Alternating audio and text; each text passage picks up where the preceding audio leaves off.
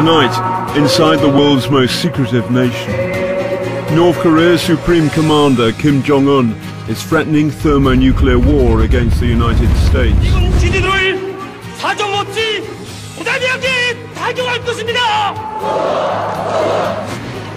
With tensions escalating, Panorama spends 8 days undercover inside the most rigidly controlled nation on Earth. So, welcome to the real North Korea.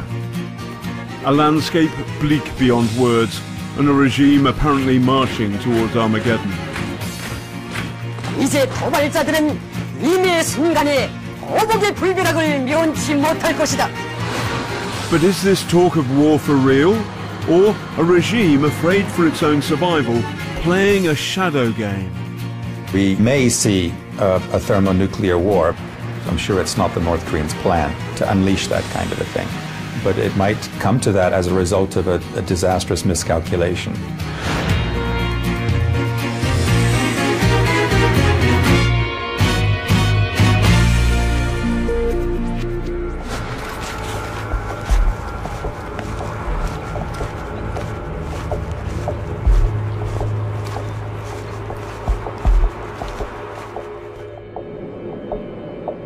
We're flying into the strangest nation on Earth.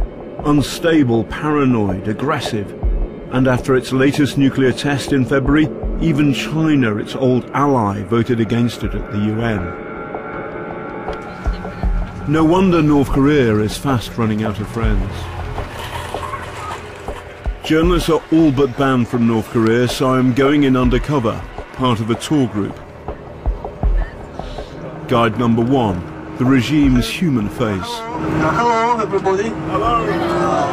I'm glad to meet you here in Pyongyang. It's immediately clear we've come to North Korea at an interesting time. At the moment, the situation is very tense, as you know. Nobody knows when the war will erupt, but anyhow, we'll be safe in our country. You know, our boss has the mark. The Korean International Travel Company, so the Americans won't strike our bus. Our guide number 2 says hello. So, good afternoon, everybody. So, I'm a guide from KITC. So, they were both our guides and also our ever-vigilant escorts. We're on an official 8-day tour, so the guides put us up in one of the top hotels in the Democratic People's Republic of Korea. Pity about the lights. This is our hotel in the centre of Pyongyang. This is the toilet. There are no lights extinct, there's orders on board. And here's the view outside the hotel. They're building a bank, night and day. Day and night. It's 4:30 in the morning. They never stop. I'm told it's a joint venture with a Chinese bank, a rare sign of inward investment.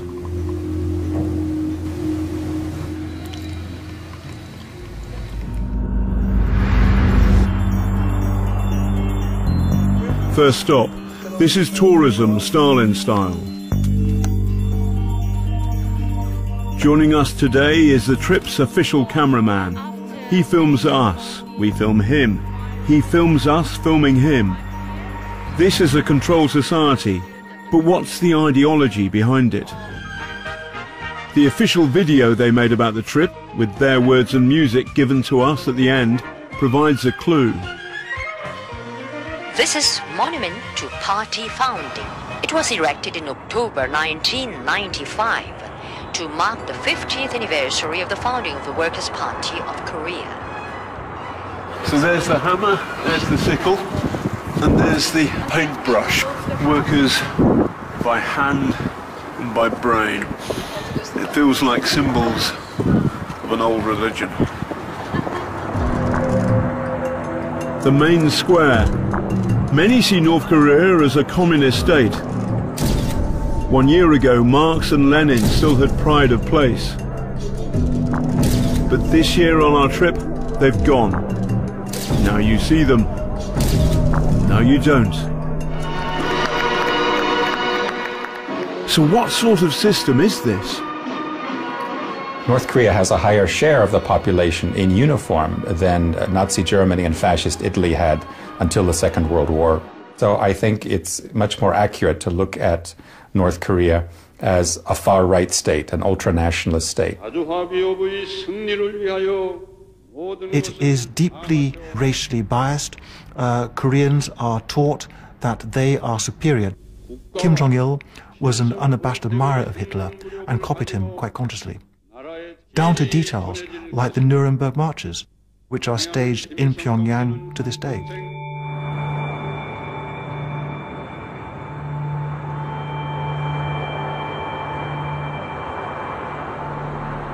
At the mausoleum, tourists are banned from taking cameras in. Kim Il-sung has been dead these past 19 years, but he still calls the shots. As far as I know, it's the only nation in the world ruled by a dead man. Generalissimo Kim Il-sung is still the leader of the country. But he's a corpse. I'm sorry, you don't understand the North Korean ideology, the religious nature of this. He is a kind of god. He lives eternally. As does his son, Kim Jong-il, Kim too, who lies in his own glass box. When he died nearly 2 years ago, his younger son, Kim Jong-un, then 28, took over the family firm.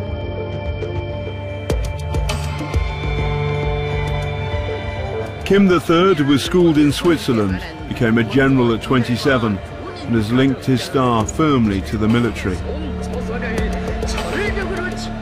So North Korea's ultra-nationalist, militaristic, and its leaders are gods.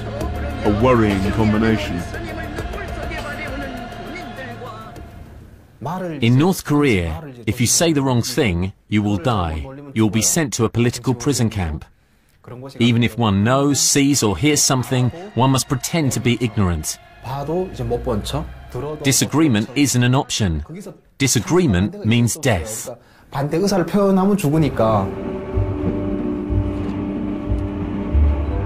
The ideology may be terrifying, but does this place really work? At this bottling plant, on the production line, no production today.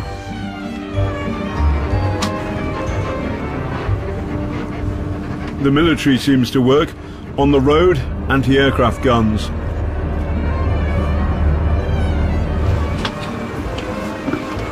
Next, time to pay homage to Kim I.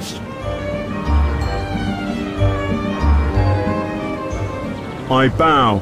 It's what's expected given the godlike status of the Kims. It's at the entrance of what we're told is a collective farm. You get the feeling this isn't an ordinary farm. I might be wrong. So where are the crops, the fields, the animals?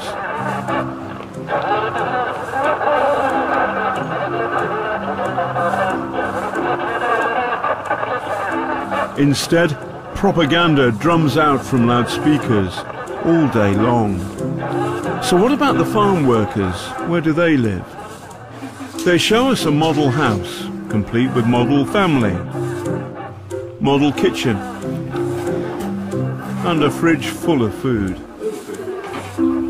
But this didn't seem to have anything to do with farming. Very much a real-life farming experience.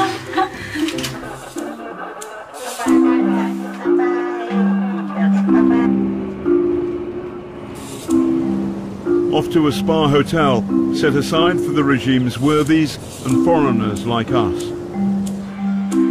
Breakfast in a gilded cage.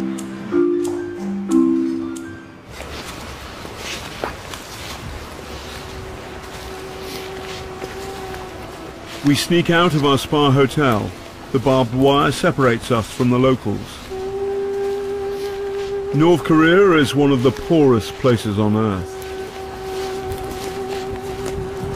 So, welcome to the real North Korea.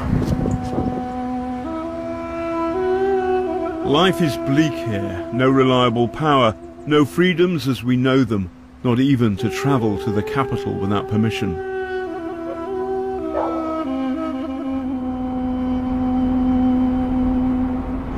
Please don't take photos. The more we see, the worse it gets. Our tour guides are anxious for us not to capture the poverty. No photos, no photos. Here, a woman washes clothes in an icy river. People scavenging in mud.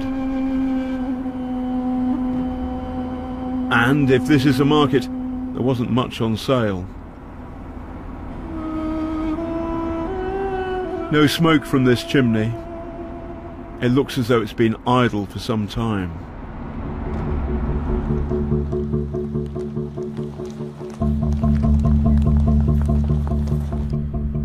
They take us to a showroom for this giant industrial complex. They make electricity generators here, they say. There goes the electricity again. We asked for a tour of the factories. Now the Korean Peninsula's situation is getting worse and worse on the verge of Korean War. So they are now producing the military things.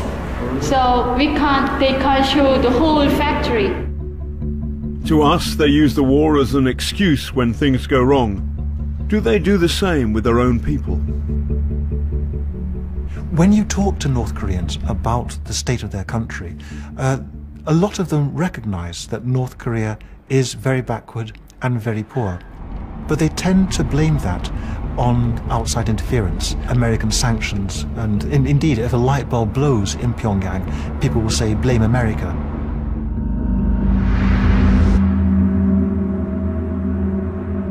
Day 4. It's good morning, Pyongyang. Until we switch on the TV news. 조선인민군 최고 사령부는 지금 이 시각부터 미국 본토와 하와이, 감도를 비롯한 태평양군 작전 전구안의 미제 침략군 기지들과 남조선과 그 주변 지역의 모든 적 대상물들을 타격하게 된. That very morning we cross into the DMZ, the demilitarized zone, where North Korea stops and South Korea starts. 포병 부대들을 포함한 모든 야전 포병군 집단들을 1호 전투 군무 태세에 진입시키게 된다. It's the most dangerous place on earth, some say. Our guide agrees. This area is the battlefront, so be careful all the time. So do not use your camera. This is what the fuss is all about, the border with South Korea. Today it doesn't feel like a battlefront. No movement, no maneuvers, no big guns. But the DMZ's history is at the root of the North's current paranoia about America. In 1950, North Korea, supported by Stalin and Mao, invaded the South. The Americans, the British and others helped the South fight back. Bombardments by tanks and here by Canadian gunners have been effective in blasting the Reds from strong positions. 3 years later and 1 million dead, the border was back to where it had been, the 38th parallel. The two sides declared a ceasefire, but there's never been a peace treaty.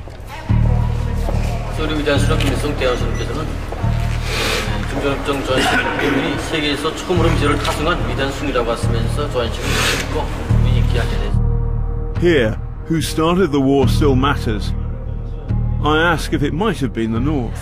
That's not true. It's not true. No, it's not true. But is there going to be another one? In Britain we're less afraid because we're further away. Something gets lost in translation. 우리 전쟁 발발하게 될 시간이 빨리 가게 불쌍해서 지금 하나도 걱정하지 말라고 얘기했어요. 지금 완전 따뜻한 바삭해지니까. I'm hardened. North Korea first tested a nuclear bomb 7 years ago. Now their latest propaganda claims their rockets could hit the US mainland. 인체 비유로 말하면 워싱턴 DC를 정조준한 열핵 타격은 세계를 감시하는 미국의 눈과 귀를 단칼에 도려내는 것이고 Panorama 해군 기지를 정조. In reality, they could hit South Korea, Japan, and possibly American bases in the Pacific. 하와이를 정조준한 열핵 타격은 At the border, on a day when Pyongyang is boasting its rockets are primed and ready to fire, it couldn't be more peaceful. But on the far side of the blue hut, something's missing. Usually there's South Koreans on guard, sometimes Americans too. Today, it's eerily quiet. At the moment, this is a war of words, but will there be a shooting war?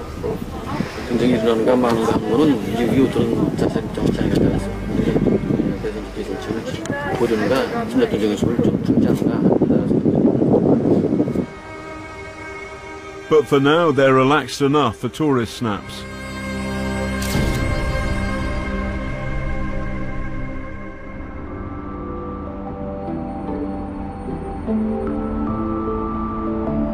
Next stop, a few miles north of the border. It's that man again. Kim I's cult of personality is everywhere, reforming people's thoughts. It certainly would appear that the North Koreans are brainwashed. When you talk to North Koreans, you can have a normal conversation and think I'm really dealing with a human being, and then all of a sudden they go into this robotic-like recitation of North Korean policy, and you want to shake them and say, come on, get real. But there are signs that the regime's icy grip on information is beginning to crack. This is the strangest thing. Here's an iPhone, and you can pick up a signal from the south, which is only a few kilometers away. If I can do this, so can a North Korean. The country now has 1 million mobile phones, officially blocked from international calls, but all this makes it harder to keep people brainwashed. Mobile phones are very important in communicating information quickly about what is going on inside North Korea. I suspect you'd find that the chattering classes in Pyongyang know very quickly about events that happen in the northeast. This is quite a big change.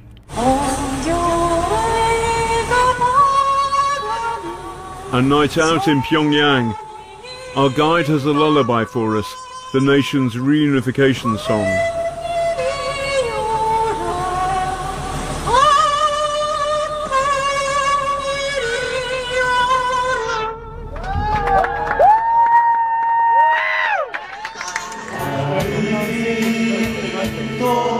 As the regime talks up thermonuclear war, our other guide sets out the Sinatra doctrine. Back at the hotel, the power's off again.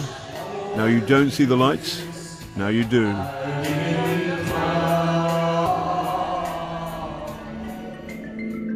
Look at this shot taken from space. Compare the night sky.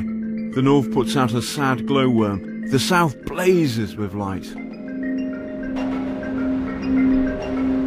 A few miles south of the border, it's as if you're on another planet.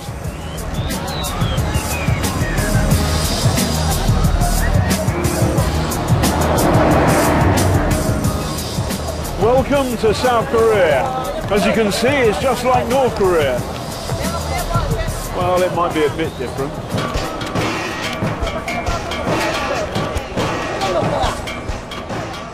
In South Korea, you've got all sorts of things you don't have in North Korea. Shops, adverts, individuality, freedom of religion, freedom to go for a walk. There are 25,000 defectors from the north here. The question is, why aren't there more? I'm here to meet a doctor from the north who is now free to speak, albeit anonymously. 사람들이 그렇게 South Koreans wonder why North Koreans do not rebel. Brainwashing starts in the womb. It becomes natural to bow to the portraits of the Kims every morning. 그냥 아침밥 먹을 때도 먼저 가서 인사하고. Back in the north, on the outskirts of Pyongyang, we pass a military convoy.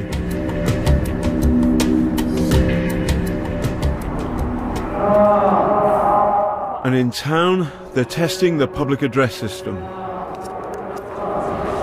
Something's going on. We've seen loads more soldiers in town today. They're very difficult to film, but you can feel the tension rising. The problem is, it's impossible for us to ask. What's really happening? We don't know. Instead, there's a trip to the People's Library. I asked for one particular book. 1984 is the name of the title. Or any English book. George Orwell predicted a world where the threat of constant war kept the masses subdued. No 1984, but they have got Discovering Food and Nutrition. Grimly ironic, because though you wouldn't know it in Pyongyang, mass starvation is the regime's darkest failure. In the 1990s, North Korea lost its old mentor, the Soviet Union. The economy collapsed. It suffered one of the worst famines in modern times. Maybe 1 million died, maybe more. But images like these would never be shown in North Korea. This man escaped 7 years ago. Back then, Ji Seong-ho was starving. While stealing coal from a train to sell for food, he fell under the train's wheels and lost a leg and a hand. I think I lost my mind from dizziness, sleep deprivation and hunger. My grandmother and my neighbours died of starvation. When you went into the cities, train stations, markets and alleyways, you found lots of dead bodies. I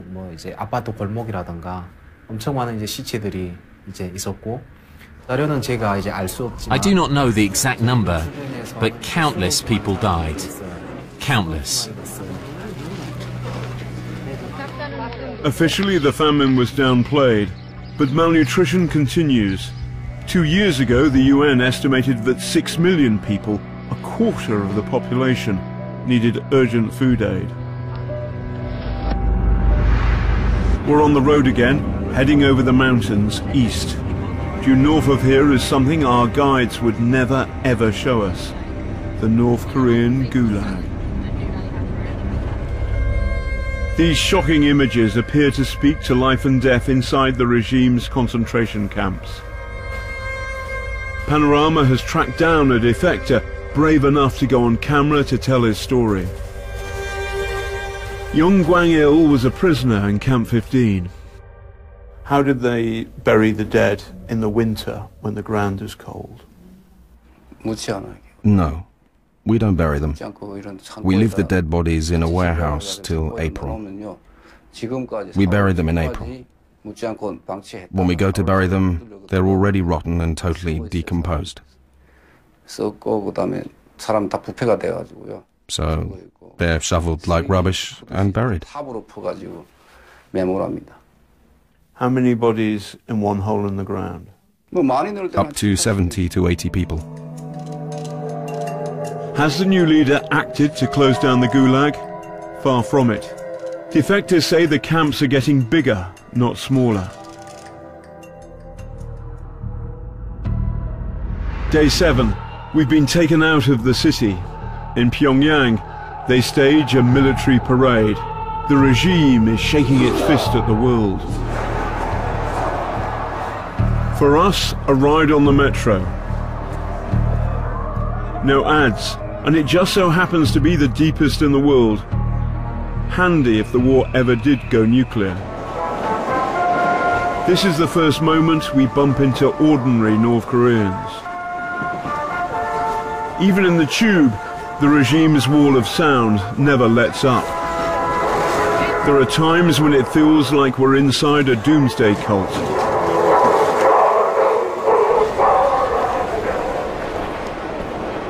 The papers are full of warmongering and martial songs. Artillery of the Sacred Mountain will have its answer.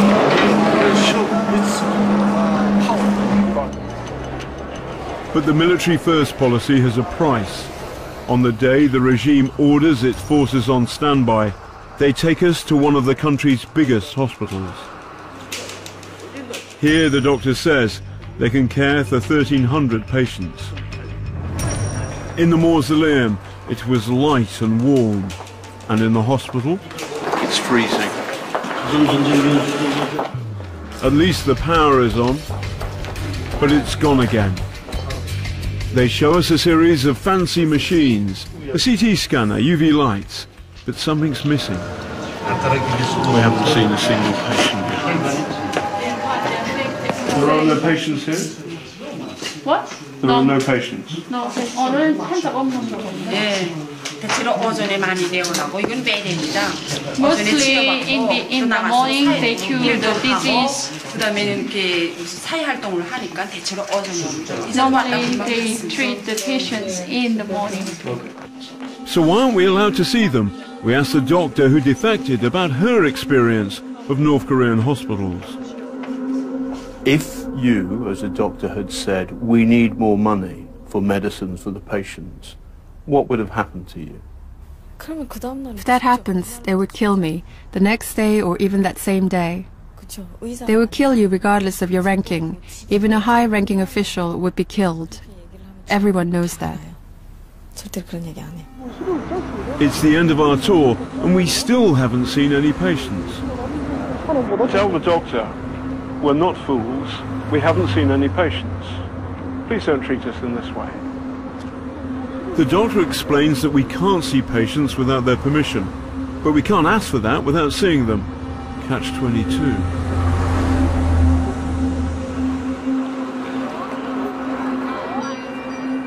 Then they take us for a treat.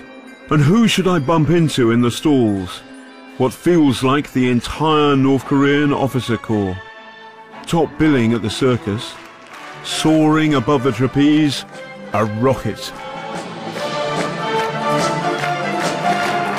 The officers go wild. Do they mean it? Or are they too putting on a show?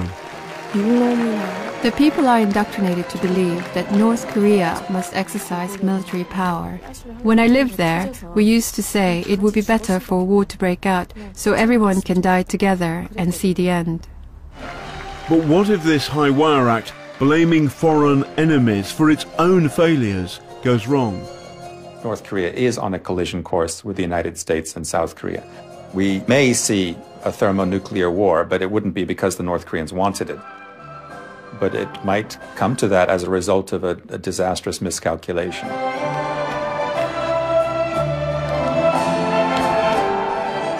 North Korea's military-first philosophy has its own peculiar logic. The untested leader of the soldier state must threaten war to stamp his authority at home and abroad. Unless China, his major ally, reins him in, there's a danger that he could take that logic too far. Kim Jong-un is not yet fully in control, I think. He needs to keep showing that he's strong. He wants to be the North Korean leader who forces the United States to come to the negotiating table on North Korean terms, to admit that North Korea is a nuclear weapon state, and preferably to give North Korea large amounts of aid. My friends in North Korea say they cannot live anymore. He keeps insisting that he wants a war when the markets are closed and there is nothing to eat.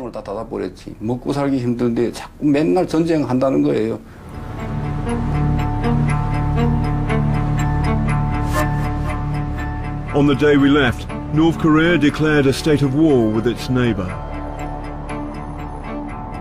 For the moment, Kim III remains armed with nuclear powers, the most dangerous man on the planet.